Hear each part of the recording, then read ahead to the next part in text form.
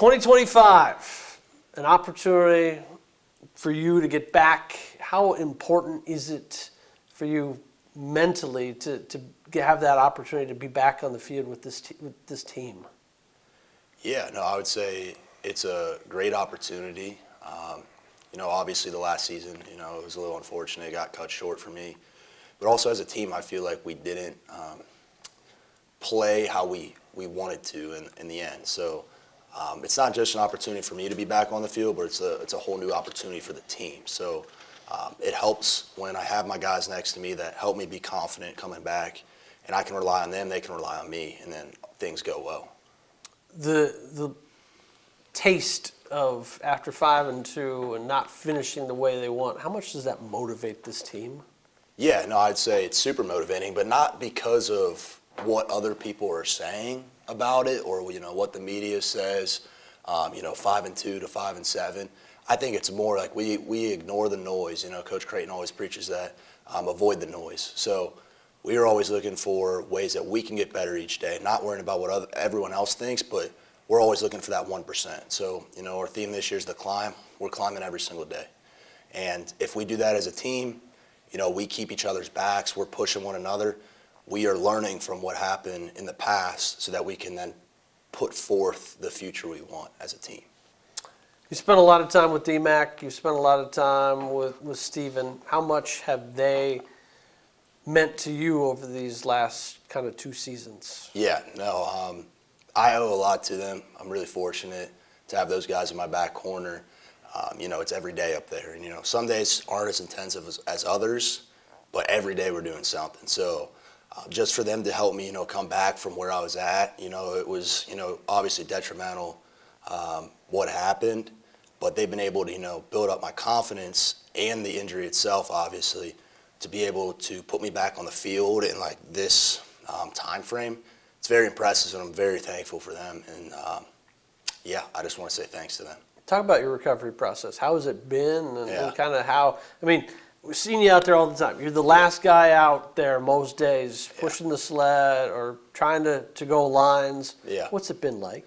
Yeah, so it's tough. It's actually funny you say that because, my routine in the past has always been like, I'm going to put in as much work as possible physically.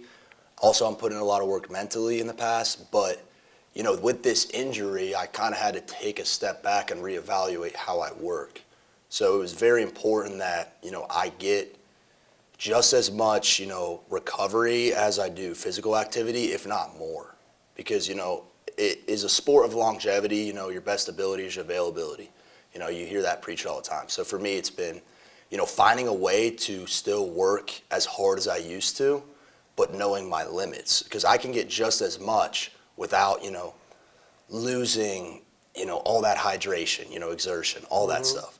So it's been a lot of, in the film room, but also a lot of, technique-based things where I can keep that muscle memory going. And also teaching the other guys. Teaching is a great demonstration to show you if you actually know something. So when you go to teach something, you better know what you're talking about. So that's helped me to, glue down everything that I may have missed by not being able to do that stuff in the fall. Take us back to Jacksonville State. I mean, a phenomenal game. Yeah. Unfortunately, just that final play there of overtime. But what were you going through? What was the mindset that entire game? Because you were just everywhere that afternoon. Yeah, it's funny you said that. I had some great mentors in the past. Joe Sparacio and Chase Klein, who were linebackers in the past. They were obviously, I looked up to them because, there was that 2 years ago when I was playing next to them for a little bit. But then last year it was like, all right, now's kind of the time to let loose, show them what you got, help lead the team to victory, every single down, not just having a role to say, but actually being a big part. But, that game, I felt like I was finally letting loose, kind of, playing with no thoughts running through my head of mistakes or confusion, because there's always times out there where you're going to see something that you haven't seen before. But a lot of times your training backs you up. So it's like, oh, I may have not seen it on the field, but guess what? I watched tape, I saw it. But even then, sometimes, just that, half a second can throw you out of the play. In that game, I felt like I was clicking, and I was just playing free. It was really fun. It was a really fun game up until I felt like I was balling. I kind of knew like I was having a good game. I was like, let's go. This is awesome. We're going to win this freaking game. The ending, double OT, I think probably a little fatigue set in maybe that, caused my running technique to be off a little bit. It was a bad plant. Yep. Yeah, that sucked. It was a complete reverse of feelings. Went from super happy to super sad, but you also had to stay positive through it because it's like we ended up winning the game. It was a big victory for us. You want to have the momentum, early in the season to then carry it, stack it into the end. So it was really fun. So like we're doing shout outs and all that. I'm trying to keep my attitude up after the game. Yeah. But I kind of knew, I knew something wasn't right, and that was a little frustrating. But it's a learning curve. I've obviously had injuries in the past. It's football. Mm-hmm. This one though stung a little different because it felt like it was the time to go. All that hard work is this season right here. You're gonna have a MAC championship team. And then a byproduct of that, maybe I would be all conference. But we were focused on the prize for sure. New year, new room in terms of the faces other than you and Bryce kind of have all changed over once again. What does it mean to, again, be the leader in that space once more? Yeah, I think it's a blessing. And, it's kind of hard sometimes because of where I'm at in the recovery, or where I was in the recovery, I should say. I want to be that example for guys, but it's also like I still have something to prove to myself. So it's like it's almost like this duality of sacrificing myself, what I have to prove to myself, so that I can sacrifice for others. Trying to get in the film room with other guys, Yep. Trying to give other guys the confidence because they can do it, and we're going to need them. So and they're going to be great. They're going to be great players. So a lot of those guys with the portal, they're new. They got to learn the defense quick. So it's not just the coach's role, but my role as a leader in the backer room, a leader on the defense, a leader on the team, to make sure those guys are ready to go. So I would say it's an honor to kind of be in that spot, but it's also, I'm thankful that people have that respect for me. Like I don't deserve anything, but when someone gives you something, be open to and have appreciation for that role, and take that role on with all you got. What is it about the legacy of that Eastern linebacking core? You talked about Joe. You talked about Chase. Even Luke last year. These, even think back, great eBay years ago. Kyle Rockwell. Yeah. Eastern's always had a standout linebacker, and kind of now you're the de facto guy that everybody looks to fill that role. Yeah. Does it give some pressure at times, and how do you make sure you're not putting too much on your shoulders? Yeah, so if you go all the way back, like when I first got here, I'd hear a lot about Kyle Rockwell. But obviously in my room, I had like Terry Myrick and Tariq. They had good seasons. And then, Chase and Joe, I got to play alongside with that. Even played with, Chase, Joe, Luke Cameron, EJ. That was a great room. Mm-hmm. We had London. That was a really good room we had there. We had, plenty of depth there. A lot of guys that could be starting, like a lot of guys. And then, last year it was like, I'm on the field with, Murphy and Ginger. So like we've had a great guys, and, kind of be in that spot now where a lot of guys are looking to me. They're looking to me last year too. But it's like, I know that I have guys around me too. So it's never been the pressure straight on me because I don't think everything's in my control. So as much as I'd like to try to control things sometimes, I'm a big person of faith, and I think God has a direction for me, and God controls a lot of that. If I put my trust in Him, I'm not saying it's easy. Sometimes I really want to try to take control and be like, man, you got to step it up. But, at the end of the day, I think that, just confidence in Him will give me confidence on the field. And, I think that will prepare me to play very well. I could be completely wrong. But I don't let that thought cross my mind. If that's his choice, that's his choice. But I know deep down that it's for the right reasons, and it's going to fuel me to play well and kind of fill that role. As we step away from the football field, what does Zach like to do to decompress? What do you do to get your mind off and allow yourself to just be you? Yeah. So I would say I'm a person that likes to have all the future figured out. no matter if it's football or what I want to do in my life. After football, hopefully I can play football for as long as I can. But, eventually I'm going to have to do something else. And no matter if that's, being a husband, a father, I want to be a business owner, that aspect. So a lot of times I find myself, my hobbies are like reading books that are business related. I just finished a book. It's called The Go-Giver. It's one of my favorite books. It has like 5 laws within it. And it just kind of teaches you the idea of servitude and giving extra to others without expecting more payment in return. So that's kind of cool. But I also like to hang out with friends. I would say that we like to go get food a lot, or just kick it sometimes. I'm not a big video game person, but, some of my buddies will put the video games on. I'll just watch.